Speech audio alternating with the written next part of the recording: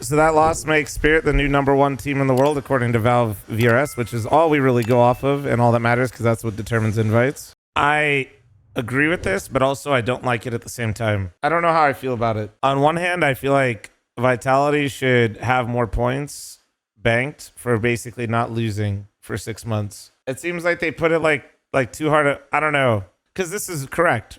Actually, though, like if you consider the fact that they just won Cologne and that Vitality just went out again in semis and Spirit's in the finals again, since the player break, this would be right.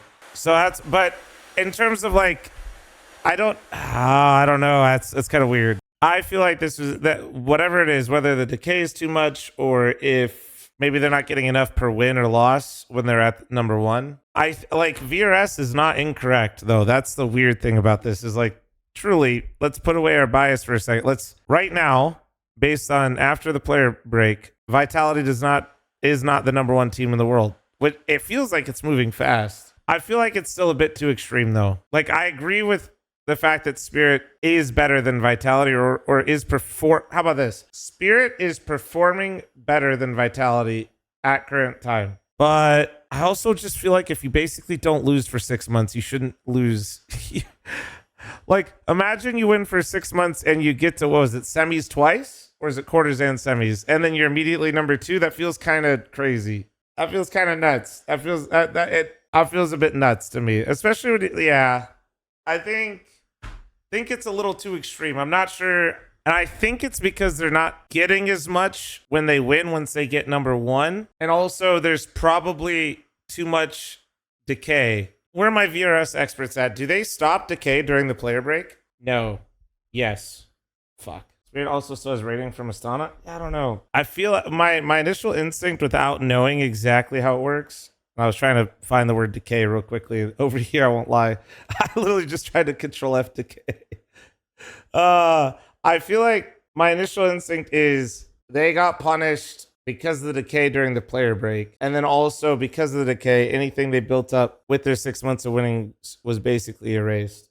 DRS points count at 100% for the first 30 days after being earned. After this period, the points decay linearly after 100% to 0 over the next 150 days. So whether there's a player break or not, this means that during a player break, when the teams are not actively competing, their existing VRS points will continue to decay. Yeah, so that's what it is. It's literally, I think then I'm understanding what happened, right? Which is during this player break, everything they just worked for ate shit, essentially. Yeah, that's man, well, that means they're getting punished literally on the player break. I really don't like that because also, by the way, I kind of hate that tournaments are already starting to creep into player breaks really hard. Yeah, but so is every team. Yeah, but when you have more points to lose, that means everything that you essentially at the #1 got, yours are going to decay. Like you have more to lose, right?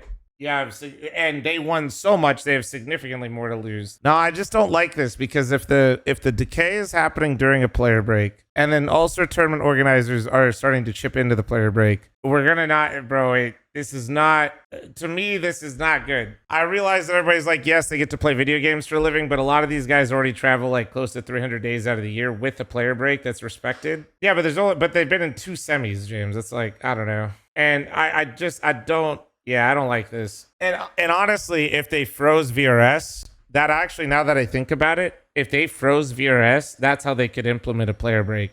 Or literally all they'd have to do is potentially freeze VRS points being awarded to tournaments over a certain prize pool, right? So if you froze VRS points being awarded with certain events being over a certain prize pool, then you could basically protect a lot of the tier 1 teams. And what would the downside? There had to be a negative to that, right? Because the tier 1 teams then would be forced to take a break, which some of them won't want to because they want to keep getting VRS. And then that way, if they want to, then they'd have, I don't know. Then they'd have to follow the tier 2 event rules. But also then if the tier 1 teams don't have any of their VRS decay, it does give tier 2 teams a chance to catch up to them, which is potentially a negative impact of the break. Oh, yeah, I don't know. But something like that, I think, has to be put in place because If Valve doesn't do it, the TOs are just going to get rid of the player break. I don't care what any of you say and how much you guys want to say how great these guys have it. Like, bro, they should at least be able to be home for a little bit.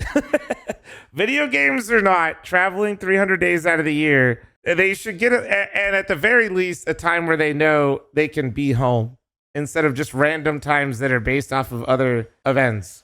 Yeah, I think they need to do something like that, though. Papa fl0m worried about the players' real life. Yeah, man. We get better at Counter-Strike.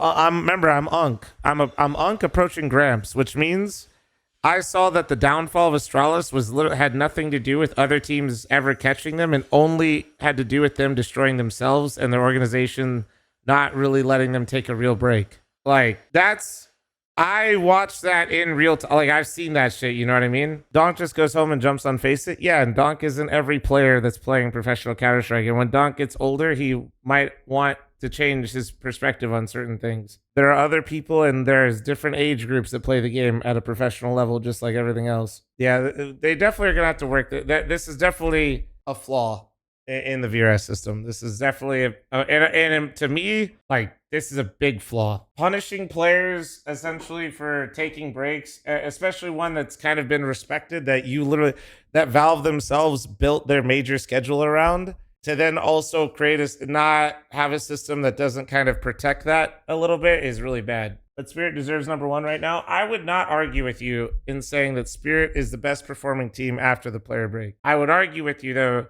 that if a team doesn't lose for 6 months and then they lose in 2 semifinals, that they immediately lose the crown of #1. So it's kind of like 2 different arguments at the same time. I do think that Spirit is the best performing team after the player break, though. And in the grand scheme of things, being 1 or 2 really doesn't matter, actually.